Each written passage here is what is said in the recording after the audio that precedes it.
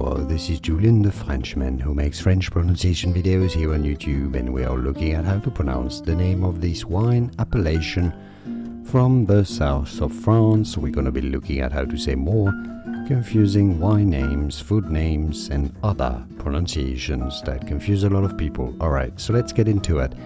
How is it said in French in France, which is what matters, right? Côte is how the French would say it, with a silent S. Cotes de Provence. Cotes de Provence. Cotes de Provence. Now, if you cannot pronounce French perfectly, well, you can say it as Cotes de Provence. Yeah? Not Cotes. Too many people indeed say Cotes de Provence. No, an S at the end of a word in French is, most of the times, silent. Cotes de Provence. Or the beautiful rosé, Cotes de Provence.